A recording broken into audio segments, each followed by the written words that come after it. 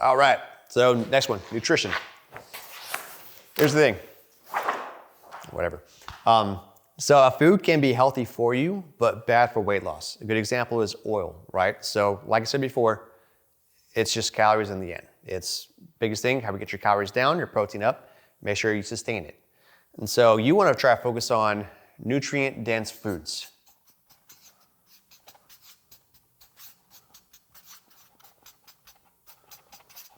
These foods are gonna be voluminous, and you can eat a lot of it and not get a whole lot of calories in, right?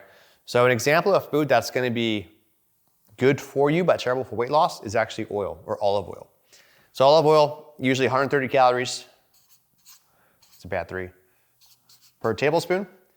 And you think about it, a tablespoon's really nothing, right? And so when I'm trying to gain weight, what I kind of do, it sounds weird, but I'll get a protein shake, of like Fairlife, and I'll put a tablespoon of olive oil in it, up to calories by 130 calories, and I have no idea what's in it.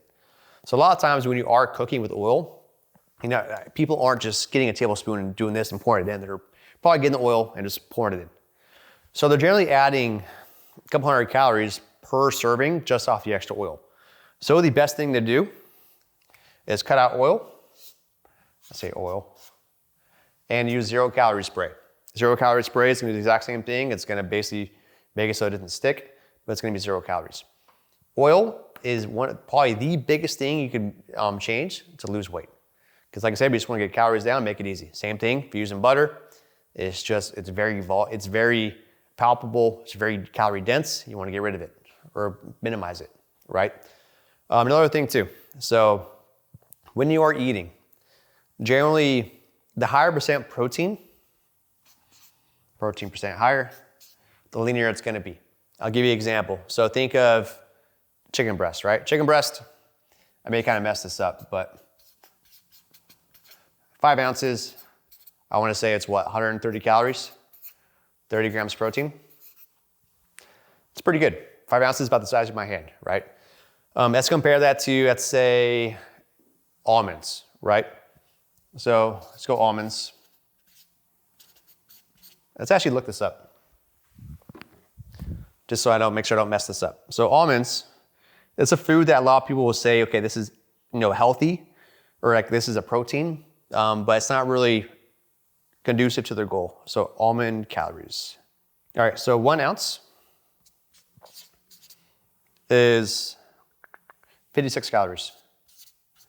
Calories, and it's probably 8%, so that's probably gonna be less than that, like 2 grams protein. So same thing, 5 ounces. If we do the exact same amount, so say 5 ounces of almonds, it ends up being 260 calories and probably, 10 grams protein.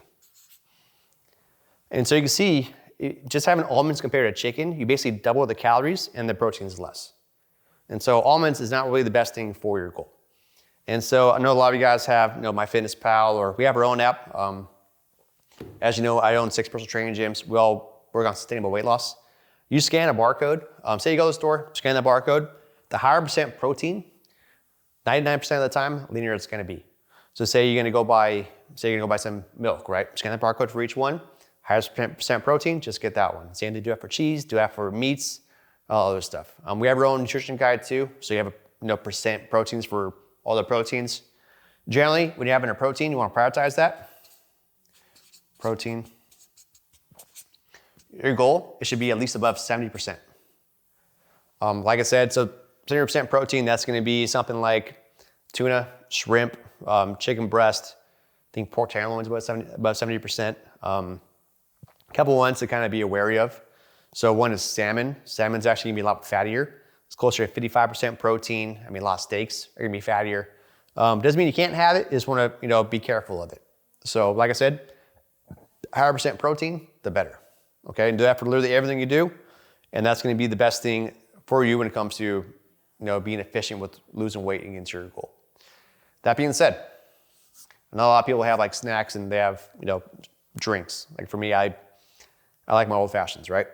And so I know old fashioned is gonna be extra calories, not really gonna be that beneficial for me. So I say, okay, I have this many calories per day. Let's just say 2,000, make it easy. And old fashioned is gonna be 200 calories. So that means I have 800 calories hit my protein goal. So I'm gonna take out all the extra stuff that really doesn't help me hit my protein goal. That's more calorie dense.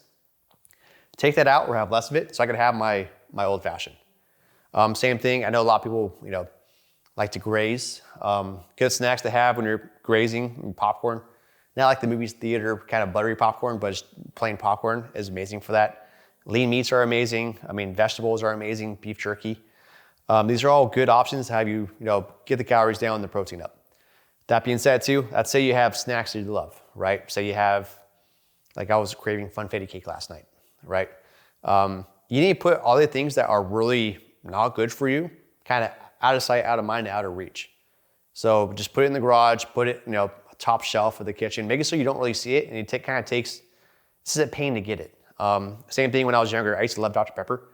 And so if I had it in the house, I'd have 4 or 5 cans a day probably. And that's, I was 20 years old and training 10 hours a day, so it didn't matter that much. But I mean, for most people, that's gonna kill you, right? So for me, what I did, I took it out of my house and I said, okay, if I want Dr. Pepper, I'm gonna have to get in my car, I'm gonna have to go to McDonald's, I have to get a medium Dr. Pepper and take it home.